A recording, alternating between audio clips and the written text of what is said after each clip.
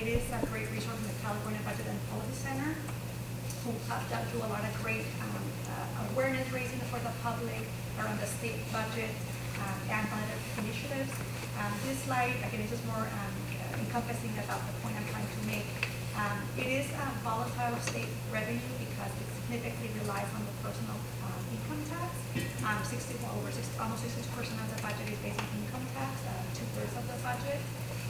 You see almost 17% corporate tax, and then the other sliver, smaller size, is around sales and use tax. I wanted to look up fact check myself, but there's statistics I've seen quite a long time ago. I don't know what the latest number is, but for the personal income tax, my recollection is that maybe the top 1% of California income earners pay over 50% of the state income tax.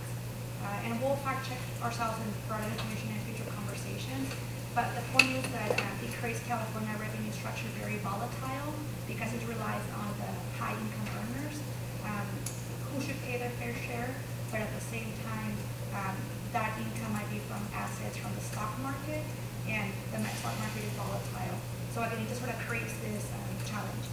And part of the challenge is sort of the historical background that places limitations on tax revenue in California. There are significant important voter initiatives from over 40 years ago that still stand. One of them is the Dan limit. That was a point of conversation even about 2 or 3 years ago in the last 5 years. More recently, it was a constitutional spending cap adopted by the voters in 1979. So again, over 45 years ago. If state revenues exceed the limit based on the, again, 40 years ago budget year, the 78-79 budget year, adjusted for inflation, the state must provide half of that revenue over that limit to taxpayers, and the other half to pay for communication on a per pupil basis. This was a point of contention, I want to say around 2020, 21 or so, a couple of years ago, where the state needed to abide by this particular provision and resolve for the requirement by this initiative. Prop 13, many of us, all of us know, have heard of Prop 13's important significance in California's history through a constitutional amendment also passed in the late 1970s. It places caps on property taxes and also provides fixes on a property assessed value and its purchase price. This reduced property damage for California public schools. And as you saw in the prior slide, there's a little way to make the cursor here. You can see actually a portion of this personally, where I'm looking here, a portion of the funding that we get, which is actually in another slide, it's from schools get funding from property tax, but it also goes to the state, and then the state contributes that money back to schools. Also out of a lawsuit in the 1970s, Serrano versus Priest, trying to equalize funding for schools that were in lesser communities that were not as wealthy when it came to property taxes. And then there's also the requirement for Prop 13 about the voter threshold for tax passages, and choosing that Prop 13 will require constitutional amendment. Federal law, there's Peace, and Geneva's more familiar to support the federal engagement and advocacy work around due process clause for the 14th Amendment. I don't know if there's anything you want to add on this one.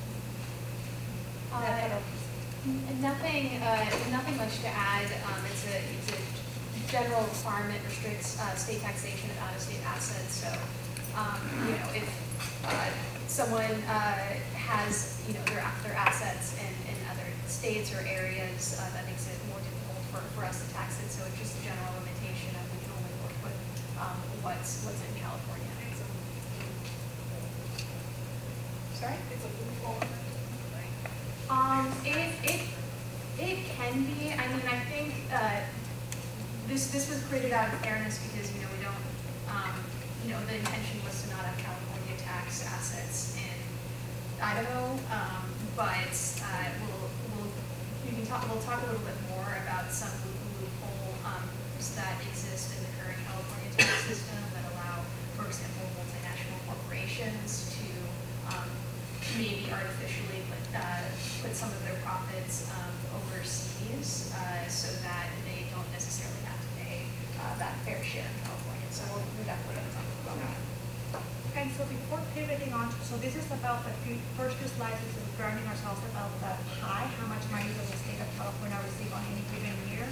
I will continue to the next two slides talking about out of that big pie that California receives overall revenue, a portion goes towards schools.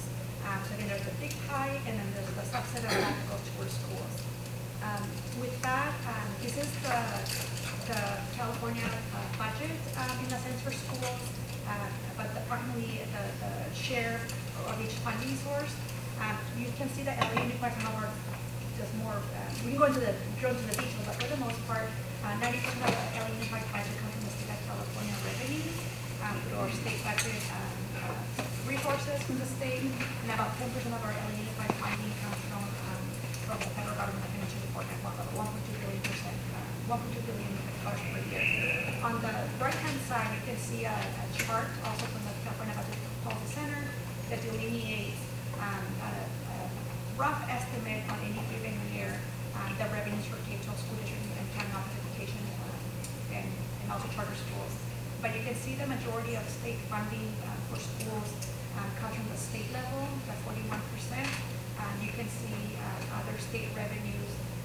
This might include the encompassing of some of the, it's always tricky, and you may have a little more clarity here, whether this includes state bonds, because there are some state bonds that also provide matching grants for schools who have bonds locally. There's the lottery fund, you can see 1.5% here roughly. I mentioned beforehand that the property taxes, we don't get it locally, it goes back to the state, and then the state puts back that money towards the revenues in Prop 98 allocations. You can see here I mentioned beforehand the federal government support and then other local revenues that schools may receive. The Prop 98 pie, so again, big picture, the state budget, and then a subset of slide of that is Prop 98. Prop 98 was passed by voters in 1988. It has been adopted at least, I think, 2 times since then. The last time was changed, amended, I think, in 1991. So it's been some time ago. But it's been around for a long time. It says there's 3 different tests that says the way the state calculates how much revenues from the state general fund go towards public schools. Is for kindergarten through 12th grade and community colleges, so it is K through 14, or kindergarten to 14. Roughly, when it's test 1 in any given year, about 40% roughly goes towards public schools, kindergarten to 14. Out that sliver of Prop 98, roughly about 10.6% on any given year goes towards community colleges, and then the other 89 and 89.5% of Prop 98 goes towards K-12. And it's really important because people forget about the Prop 98 also towards community colleges.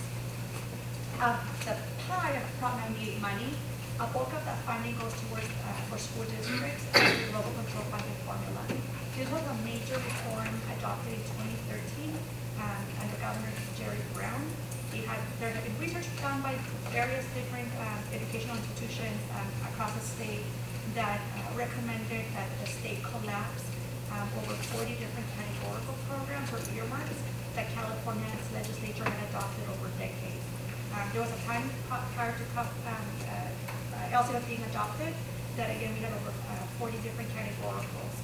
And what this did, and again you can see roughly 4 out of every $5 that schools receive on average in California is done through the LCF formula. So roughly about 80% of the school district budget, maybe through LCFF. And that funding is meant to be as part of the goal was if we're going to give you more flexibility in how to spend those resources, there need to be this core tenants of local control, school boards elected by the local public. They should be the ones that close to the classrooms, close to students and families that can decide how to best leverage the resources. Accountability, as it was done with our school board earlier this week, there's a requirement to adopt a local control accountability plan every year. There's public input that goes into the LCAP, and then equity, the idea that you would receive more funding for schools that serve low income, foster youth, and English learners. So for LAUSD, given that we have a large population of those 3 student groups, we get additional supplemental penetration grants compared to a district that might be more suburban and less, not economically diverse or less, like not as high need as any children are fostering homeless youth. There's other, I mentioned, $400 goes towards LCFF. The other roughly 20% of the Prop 98 funding for schools is down for school meals. The Governor Newsom, about 4 or 5 years ago, provided a universal meal for all program, so all kids get free meals, 3 meals a day, breakfast, lunch, and supper, regardless of income level, where the federal government only reimburses schools for kids who are free or reduced lunch eligible based on income level. California is making up for those kids who don't qualify for the federal program to make it universal for everyone. Home to school transportation, also a change in California law that increased the reimbursement rate for schools. It's about 60% of the district costs related to transportation that the state reimburses school districts. Special education, the law changed many years ago through Assembly Bill 602 that provides equalized funding for schools based on students who have disabilities. And this is separate than the federal funding that we receive for special education. The state also, for Governor Newsom's leadership, about 4 or 5 years ago, right after COVID, changed, provided over close to I think, I'm not reading the number, but it's quite a bit of money for ELO, the before and after school care and summer school, trying to have all kids, especially kids with the highest needs, have a minimum of 9 hours of academic and enrichment programs after school or before school services, especially knowing that working families in California, school days only 6.5 hours. Parents need that additional support for kids, and by providing those supports, then kids can be better prepared in school and academically do better academically. And then there's also funding that goes towards teacher preparation programs. So they're all state investments that are outside of the LCFF. That is the bulk of the way the schools get funding. Sure. Before and after school, are those dollars that go directly to schools as opposed to community organizations? Yes. So that The money would be goes to community schools, would be to community schools. Yeah, so thank you for the clarification. This before and after school program, the ELO program, the money, Prop 98 can only go towards be allocated to local educational agencies because that's the part of the intent of Prop 98 to go towards public schools. Public school districts can then contract out to entities to provide services, to expansion of services and whatnot. But Prop 98 cannot be allocated by the state legislature to go towards community organization. You have to get general fund appropriation. And then what's missing here, which is a brand new significant investment, should the governor and legislature adopt it, which we think it will be. Community schools, separate from any of this. For the past 4 years, there's been over $500 million, actually $4.5 million community school funding for one-time grants. The governor proposed to put $1 billion of ongoing Prop 98 funding towards expanding and sustaining current community schools. So that would be a new funding source, ongoing. Should the legislature and the governor adopt it in the final budget, we think they will. No, we did not include it because it has not been formally adopted by the governor as well. Sorry, do you know how many we have? Yes, currently we have 70 community schools.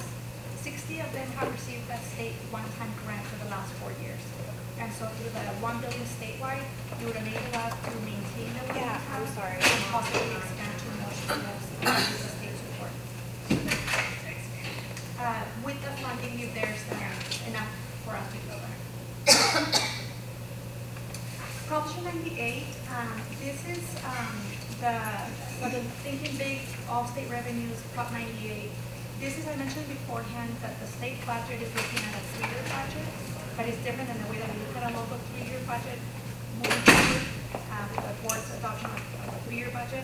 For the state budget conversation and what they do, they look at the prior fiscal year. So for example, for this last column, what the state's going to be adopting, like with the final negotiation with the governor in the next few days, this is looking at the revenues from 25-26. What were the state revenues? Because people may have filed taxes late or they got an extension. They're looking at the current fiscal year, 26-27, and then they're projecting a year out, 27-28, kind of looking at the revenues. As you can see, and this is important just for information, but also for acknowledgement that revenues for Prop 98 have gone up significantly since 17-18. What's missing from here is in 2013 when LCFF was adopted, at the time, my recollection, Prop 98 was around $40 or $50 billion.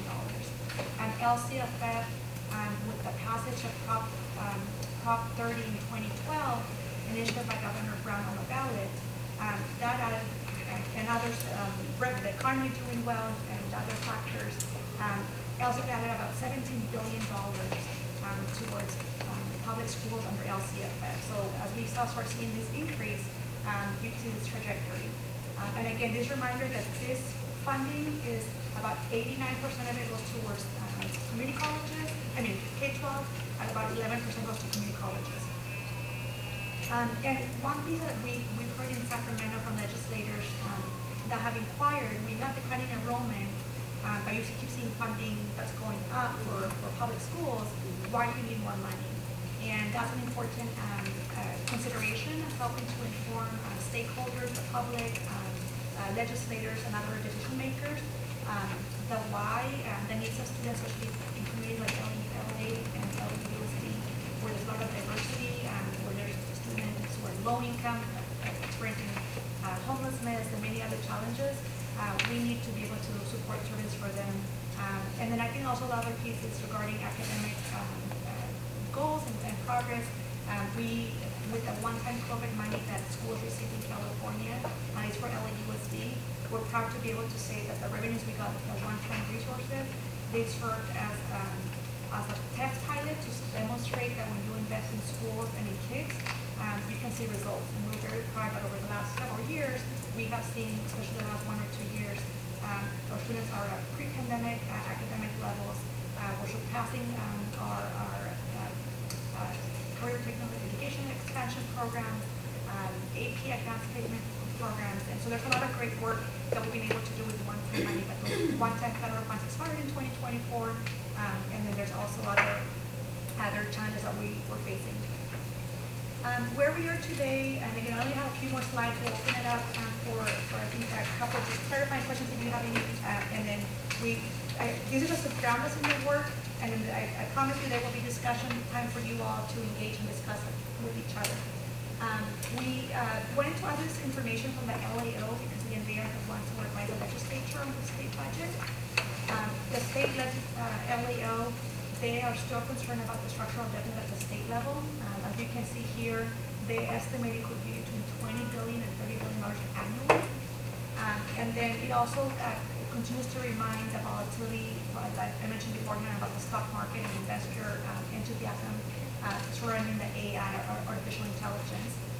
So just, you can read it for yourself, but again, there's still this consideration for the uncertainty of the state budget. And to that end, earlier this week, Governor Newsom and the legislative leaders announced that they have they negotiated on a ballot initiative that would be increasing the state rainy day fund to be able to go from 10% to 20%, and Judy may cover a little bit of that later on. But there's this goal of the legislature and the governor to strengthen the state's rainy day fund so that in future economic downturns, they don't have to make drastic cuts or reductions to certain programs, especially for the most vulnerable populations, if they have more revenues going toward the rainy day fund.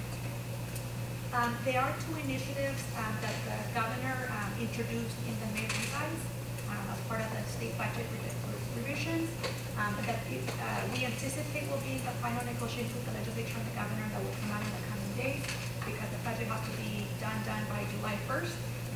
We anticipate this will remain the final budget. The legislature included in their budget plan that they adopted on June 15th, and they were part of the governor's proposals. Specifically, you can see here, one is regarding putting a tax credit limit for corporations. There's a reference here where you can see the estimated revenue that we would provide for California, for the overall revenue, the broader pie, and then there's a possibility that some of this revenue would naturally also support Prop 98 because of the 40% share that we get from the state budget revenues. There's this other digital software sales tax that has been long-standing conversation whether there needs to be a tax on software. Right now it's not taxed, And so there's an estimated revenue that you can see in this last line. I think I've seen some more recently that I think there's like LA or some other entity is estimating this number might actually be a little bit higher than this. And then lastly, so again, thinking for, and Gio will discuss this more in her slides as well, there's sort of the pie of how much money there's to give for healthcare, for housing, for transportation, for education, for all the important needs that California needs and the public needs. And then there's also once you look at the money that's available, what goes towards schools and all the other purposes. These are some of the current legislative measures that are making the way to the legislature. This, I would say, characterize them more as distribution of the pie as opposed to increasing the pie. This will increase the pie. This will distribute the Prop 98 pie that's available for schools. There's AB 1204 that is changing, making some amendments to the LAUSD formula adopted in 2013. This would benefit LAUSD in different ways if it was to be adopted. It provides a regional COLA. That's been an area of concern that right now the state of California provides the same COLA, cost of living adjustment, regardless of where you live or where schools are located. So we get the same COLA even though there's MODOC by Mammoth Lakes, rural California. We get the same COLA despite the cost of living not being the same. And so this bill proposed that. We proposed a minimum COLA of 4% every year. So it creates more stability and understanding about the revenues that we might get in future years. And then also provides some changes to the funding targets that were created back in 2013. So we're supporting that legislation. It's very unlikely to be able to move forward because it's going to be over $8 billion estimated for it to be implemented. And it's not part of the state budget. So this might be one of those areas where the next governor would be considering doing something to enact it or make changes. Which one is this again? Excuse me? 1204. Thank you. Yeah. 1790, it's a bill that has a little bit of a limbo. It's in the Revenue Taxation Committee and suspense file, but it may move forward. We've seen some public reporting that this may be part of the budget negotiations with the governor. It would create a loophole for those companies that have, they're in multiple countries. Right now, we don't tax our assets. The state of California does not tax their assets. This would change that. And it also, there's a couple of $1 billion that's estimated of how much they would generate per year for the state budget. So we'll see what happens with this. 1349, this is more about for the state and legislature to examine current tax credits that they give to corporations. There was an effort about maybe 8 or 10 years ago looking at this. The state of California, they give out, for example, the film tax. They've now grown the film tax like $750 million per year just to try to maintain the film industry in California, which is important in our LA economy with jobs and helping small businesses and families in Burbank, in Hollywood, etc.